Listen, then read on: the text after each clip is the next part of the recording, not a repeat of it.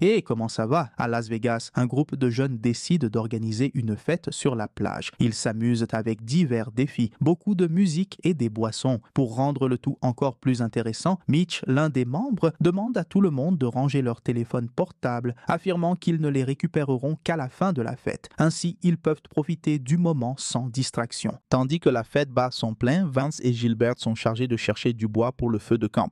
À leur retour, ils révèlent avoir trouvé un objet gigantesque et étrange à l'apparence troublante. Malgré la crainte de ce qu'ils ont vu, les adolescents ne s'en préoccupent pas et continuent leurs activités normalement, préférant ignorer cette découverte inquiétante. Le lendemain matin, après une longue nuit de fête, quelques jeunes sont encore sur place. Kaylee et Mitch se réveillent dans la tour de sauveteur et décident de partir. Cependant, alors qu'ils s'apprêtent à descendre, Kaylee remarque un petit oiseau coincé au sol et, en l'espace de quelques secondes, l'animal est complètement englouti par le sable, les laissant terrifiés. Dans le véhicule près de la cabane, le reste du groupe se réveille. Shanda remarque que son amie Mara dort encore sur l'une des tables en bois. Pour qu'ils puissent partir ensemble, elle l'appelle. Et Mara se réveille en se sentant nauséeuse à cause de l'alcool de la veille. En voyant que Mara est sur le point de descendre, Kaylee tente de l'avertir de quelque chose d'étrange dans le sable. Mais Mara ne l'écoute pas et pose les pieds au sol.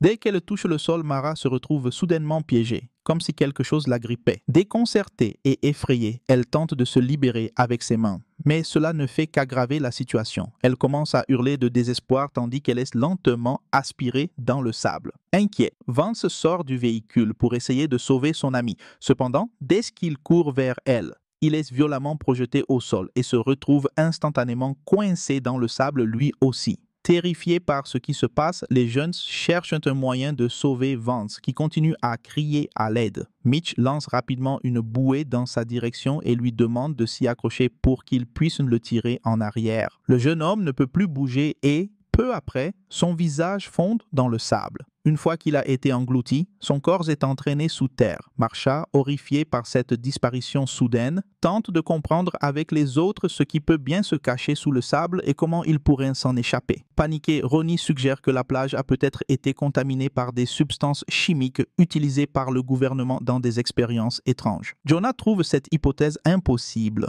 et propose que ce soit un type de sable mouvant capable de dissoudre la peau humaine. Il pense qu'ils pourraient encore sauver leur ami s'ils parvenaient à le déterrer. Shanda suggère alors d'appeler la police pour demander du secours. En entendant cela, Gilbert se souvient que les téléphones pourraient encore fonctionner et demande où ils se trouvent.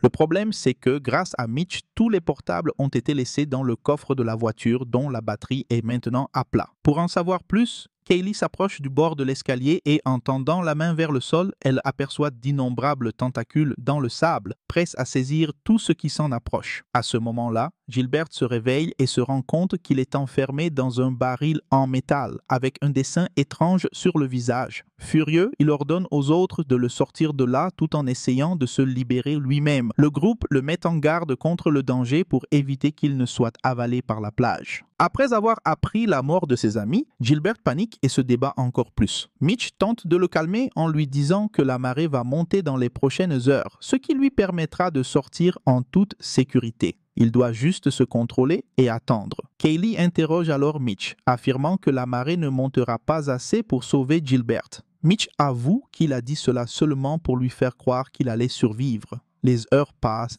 et les jeunes restent piégés sur la plage, brûlant de plus en plus sous le soleil. Ne pouvant pas s'échapper avec le canot de sauvetage, Kaylee fouille les compartiments et trouve une boîte d'allumettes qu'elle décide de garder pour une urgence. Elle trouve également de la crème solaire et la donne rapidement aux amis bloqués dans le véhicule pour les protéger des brûlures.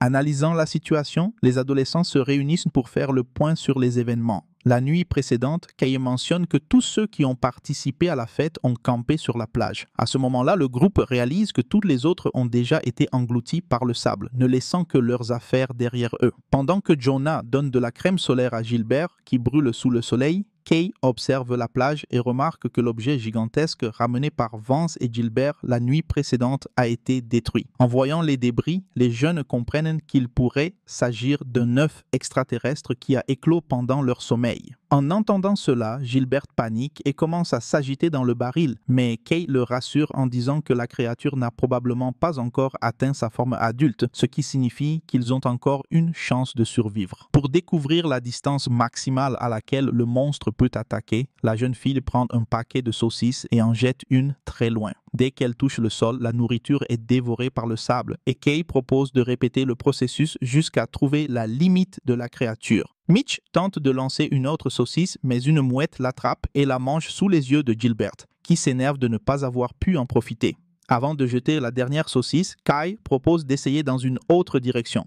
Et c'est ainsi qu'ils découvrent enfin l'endroit où les tentacules ne peuvent pas atteindre.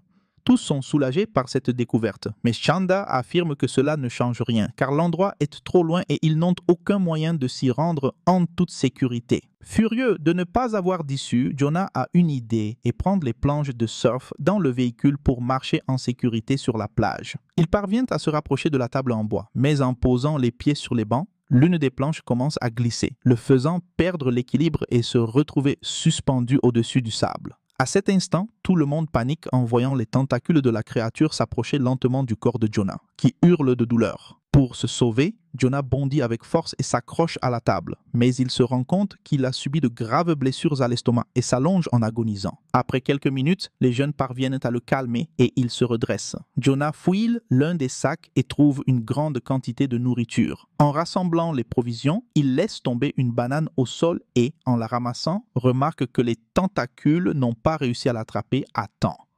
Grâce à cela, Jonah comprend que la créature ne peut pas apparaître à l'endroit où le feu de camp a été allumé la nuit précédente, ce qui signifie que le feu est la seule chose capable de l'empêcher de se propager. Cela lui permet même de poser les pieds sur le sol sans danger, mais en se relevant, il s'aperçoit que ses blessures à l'estomac se sont aggravées, le rendant plus faible et désespéré.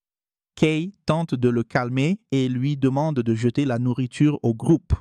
Jonah, essayant de rester stable, lance les provisions vers ses amis, mais alors qu'il s'apprête à jeter une boisson à Mitch, il sent ses blessures s'ouvrir et pousse un cri de douleur. La canette tombe au sol. Soudain, la blessure de Jonah s'aggrave, provoquant une douleur extrême qui le fait s'effondrer sur la table. Pour aggraver la situation, les tentacules dans le sable éloignent les planches, laissant le jeune homme complètement encerclé. Au même moment, d'autres tentacules attaquent le véhicule, crevant tous les pneus et rendant toute fuite impossible pour les jeunes. Mitch pense que s'ils parviennent à récupérer les téléphones, ils pourront appeler à l'aide. Ronnie demande alors à Shanda d'ouvrir le coffre pendant qu'elle s'équilibre sur le pare-choc pour accéder au compartiment où sont les appareils. Avant de mettre le plan à exécution, Ronnie dit qu'elle a écrit une lettre d'adieu et que, si quelque chose lui arrive, Shanda doit la remettre à sa mère. Avec beaucoup de précautions, Ronnie est tenue par son ami et s'équilibre sur le pare-choc, parvenant à déverrouiller le coffre.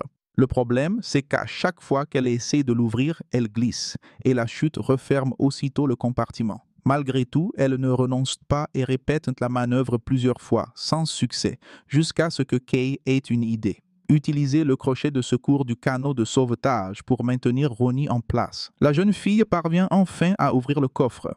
À cet instant, une voiture de police apparaît et commence à klaxonner en direction du groupe. Distrait par le bruit, Ronnie glisse à nouveau, se blessant les doigts contre le coffre. En s'approchant, l'agent demande ce que les jeunes font seuls ici, alors que la plage est fermée. Kaylee tente d'expliquer la présence d'une créature sous le sable et le supplie de rester dans la voiture, car c'est le seul moyen d'être en sécurité. En même temps, Gilbert demande qu'il appelle la garde nationale, car ce qui se trouve sur la plage pourrait être une menace mondiale. Le problème, c'est que le policier croit que les adolescents sont sous l'influence de substances chimiques et ignore leurs avertissements, sortant de son véhicule normalement.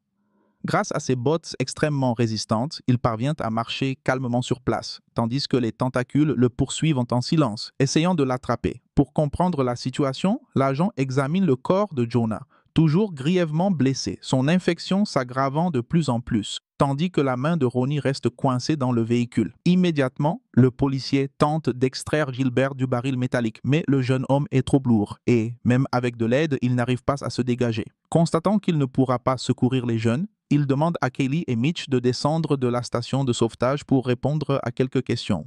Désespéré, Kay tente d'expliquer la situation.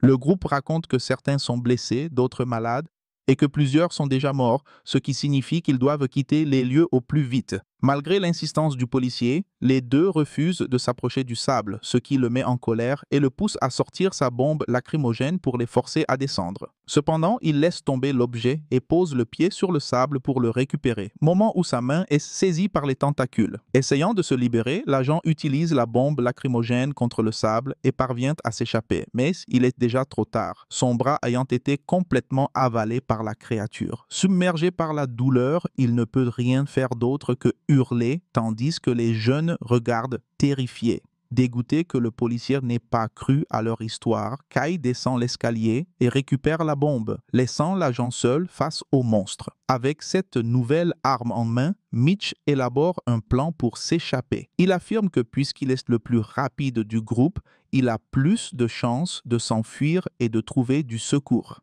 Il décide d'envelopper ses pieds avec des serviettes et, avec la bombe lacrymogène, espère avoir assez de temps pour s'échapper. Mitch demande à Shanda de lui lancer les serviettes, mais au moment où il tente de les attraper, une partie de la rambarde se brise et il tombe de la cabane, atterrissant directement sur le sable et se retrouvant instantanément piégé. Désespéré, Mitch commence à crier à l'aide, affirmant qu'il ne sent plus son corps. Aucun de ses amis ne peut l'atteindre et en quelques secondes, les tentacules de sable traversent sa gorge, le paralysant. Son corps est dévoré par la créature, ne laissant derrière lui qu'une immense tache de sang. Rapidement, Kay retire un autre morceau de la rampe et le lance à Shanda, qui rassemble les objets sur le capot de la voiture. Une fois tout prêt, Kay saute sur le véhicule et, après avoir aidé son ami, elles parviennent à libérer Ronnie et à bander sa main blessée avec un chiffon pour atténuer la douleur. Pendant ce temps, Kay essaie de calmer Gilbert en lui disant qu'elles le sauveront dès qu'elles trouveront un moyen d'atteindre le baril et qu'il doit juste attendre. Ensuite, le trio place les débris de bois sur le sable et avance en équilibre jusqu'à la table où se trouve Jonah. Ronnie est la dernière à traverser la plateforme et, à mi-chemin, elle remarque que sa blessure la fait saigner abondamment, la faiblesse la déséquilibre et elle tombe au sol. En touchant le sable, malgré les tentatives de Kaye de la sauver avec le spray au poivre, les tentacules attrapent Ronnie, qui est rapidement aspiré sous terre. Il ne reste désormais plus que 4 survivants. Avec seulement 4 survivants, le groupe poursuit le plan d'évasion. Shanda suit la stratégie de Mitch en roulant ses pieds dans les serviettes imbibées de spray pour courir jusqu'au véhicule. Lorsqu'il voit que Shanda atteint la voiture, Gilbert reprend espoir, croyant qu'ils ont enfin une chance de survivre. Cependant, la célébration est interrompue lorsque la créature se faufile sous le baril métallique, provoquant un tremblement et commençant à détruire le corps de Gilbert de l'intérieur. Sans issue, Gilbert est complètement dévoré par l'extraterrestre. Terrifié par la mort de son ami, Shanda éclate en sanglots et le monstre profite de cette distraction pour attaquer le véhicule, laissant la jeune fille inconsciente sur le capot. Durant la nuit, le trio reste piégé sur la plage jusqu'à ce que Kai parvienne finalement à réveiller son ami, évanoui depuis plusieurs heures. En fouillant dans la voiture, Chanda découvre un canot de sauvetage et le jette au sol pour le gonfler et l'utiliser comme plateforme. Peu après, Chanda s'approche de la table en bois et, avec l'aide de Kai, ramène Jonah à la voiture car le jeune homme est très affaibli par la douleur de ses blessures. Alors qu'ils sont sur le point de partir, un énorme tentacule émerge du sol et le tremblement projette Kaylee à nouveau dans le canot de sauvetage. La jeune fille grimpe rapidement sur le toit de la voiture et tente de saisir un des bidons d'essence, mais le monstre attaque encore, projetant l'objet au loin. Malgré tout, Kay ne renonce pas et, après avoir récupéré le dernier bidon, elle verse de l'essence autour du véhicule.